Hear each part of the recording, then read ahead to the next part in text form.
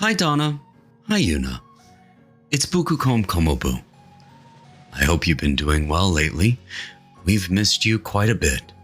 But today we are continuing on with our story, The Wonderful Wizard of Oz, now at Chapter 3, How Dorothy Saved the Scarecrow. When Dorothy was left alone, she began to feel hungry. So she went to the cupboard and cut herself some bread, which she spread with butter. She gave some to Toto, and taking a pail from the shelf, she carried it down to the little brook and filled it with clear, sparkling water. Toto ran over to the trees and began to bark at the bird sitting there. Dorothy went to get him and saw such delicious fruit hanging from the branches that she gathered some of it, finding it just what she wanted to help out her breakfast. Then she went back to the house, and having helped herself and Toto to a good drink of the cool, clear water, she set about making ready for the journey to the City of Emeralds.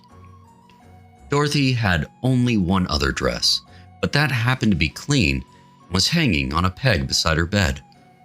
It was gingham, with checks of white and blue, and although the blue was somewhat faded with many washings, it was still a pretty frock.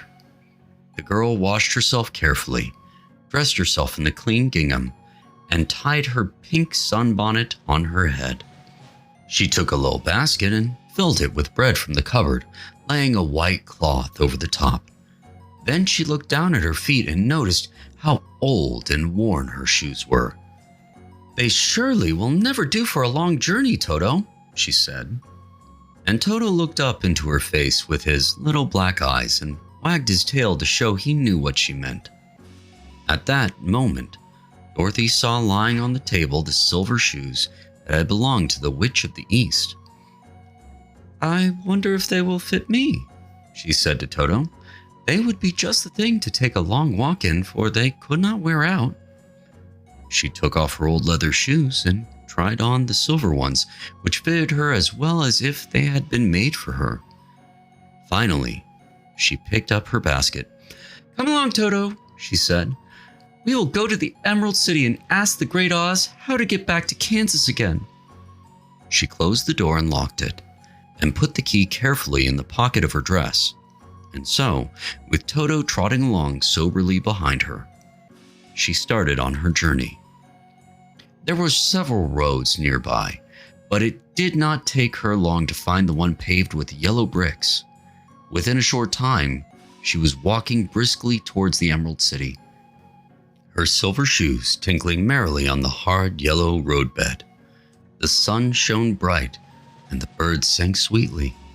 And Dorothy did not feel nearly so bad as you might think a little girl would, who had been suddenly whisked away from her own country and set down in the midst of a strange land. She was surprised as she walked along to see how pretty the country was about her. There were neat fences at the sides of the road, painted a dainty blue color, and beyond them were fields of grain and vegetables in abundance. Evidently, the Munchkins were good farmers and able to raise large crops. Once in a while, she would pass a house, and the people came out to look at her and bow low as she went by, for everyone knew she had been the means of destroying the wicked witch and setting them free from bondage. The houses of the Munchkins were odd-looking dwellings, for each was round, with a big dome for a roof.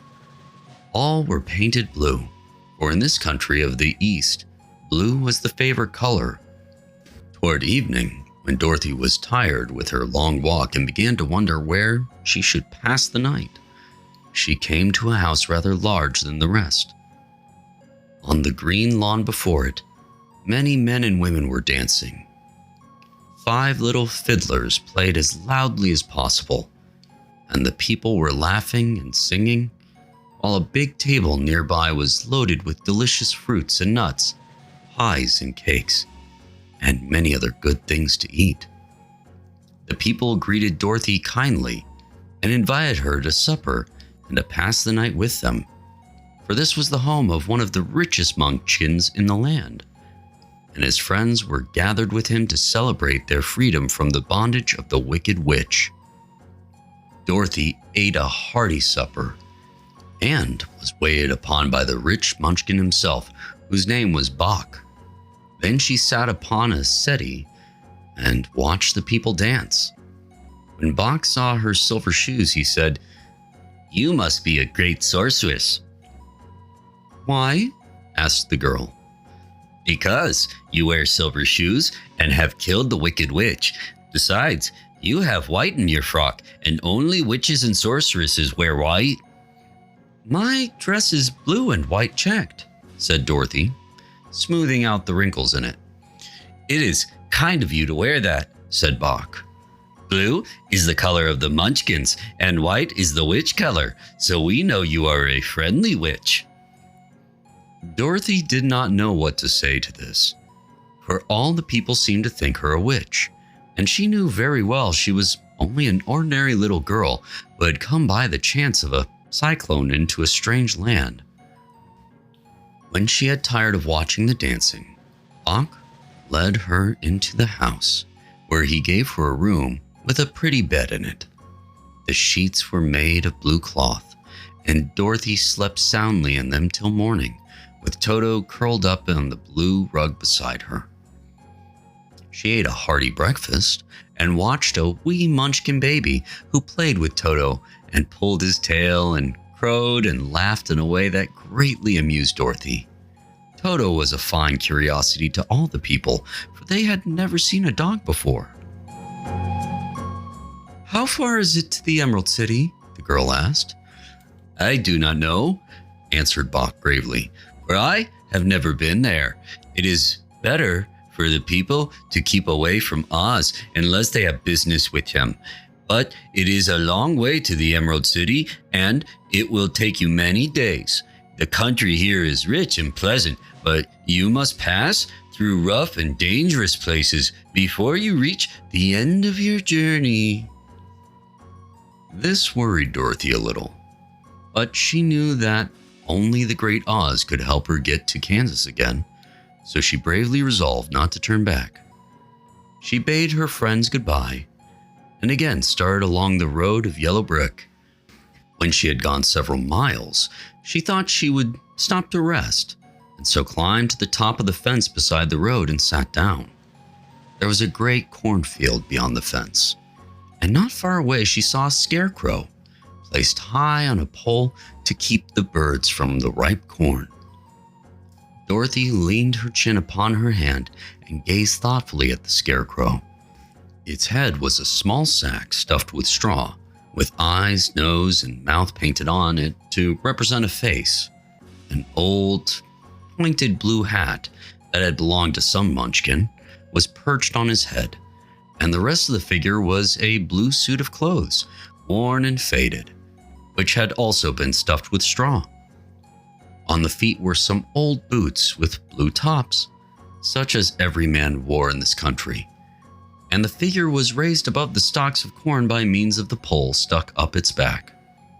While Dorothy was looking earnestly into the queer painted face of the scarecrow, she was surprised to see one of the eyes slowly wink at her. She thought she must have been mistaken at first, for none of the scarecrows in Kansas ever wink. But presently the figure nodded its head to her in a friendly way. Then she climbed down from the fence and walked up to it, while Toto ran around the pole and barked. "Good day," said the scarecrow in a rather husky voice. "Did you speak?" asked the girl in wonder. "Certainly," answered the scarecrow. "How do you do?" "I'm pretty well, thank you," replied Dorothy politely. "How do you do?" "I'm not feeling well," said the scarecrow with a smile, "for it is very tedious being perched up here night and day to scare away crows." "But can't you get down?" asked Dorothy. "No, for this pole is stuck up my back. If you will please take away the pole, I shall be greatly obliged to you." Dorothy reached up both arms and lifted the figure off the pole, for being stuffed with straw, it was quite light. "Thank you very much," said the Scarecrow when he had been set down on the ground. "I feel like a new man." Dorothy was puzzled at this, for it sounded queer to hear a stuffed man speak and to see him bow and walk along beside her. "Who are you?" asked the Scarecrow when he had stretched himself and yawned. "And where are you going?" "My name is Dorothy," said the girl, "and I am going to the Emerald City to ask the Great Oz to send me back to Kansas." "Where is the Emerald City?" he inquired. "And who is Oz?" "Why, don't you know?"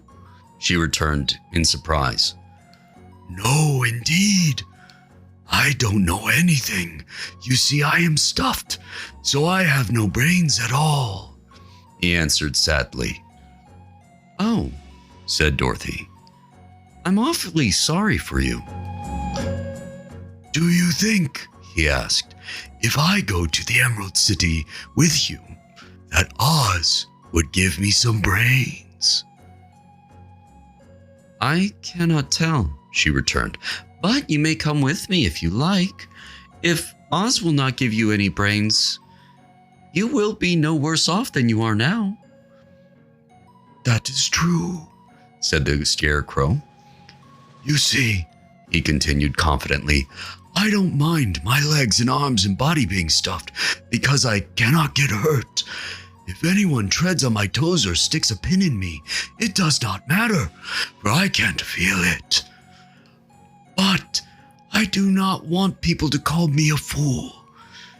And if my head stays stuffed with straw instead of with brains, as yours is, how am I ever to know anything?" "I understand how you feel," said the little girl, who was truly sorry for him. "If you will come with me, I'll ask Oz to do all he can for you." "Thank you," he answered gratefully. They walked back to the road. Dorothy helped him over the fence, and they started along the path of yellow brick for the Emerald City. Toto did not like this addition to the party at first. He smelled around the stuffed man as if he suspected there might be a nest of rats in the straw, and he often growled in an unfriendly way at the Scarecrow. "Don't mind Toto," said Dorothy to her new friend. "He never bites." "Oh, I'm not afraid," replied the Scarecrow. "He can't hurt the straw. Do let me carry that basket for you. I shall not mind it, for I can get tired. I'll tell you a secret," he continued as he walked along. "There is only one thing in the world I am afraid of." "What is that?" asked Dorothy. "The Munchkin farmer who made you?" "No," answered the Scarecrow. "It's a lighted match." Well, that is enough for tonight. We'll continue with the story next time, but until then, good night, Una. Good night, Donna. Sweet dreams.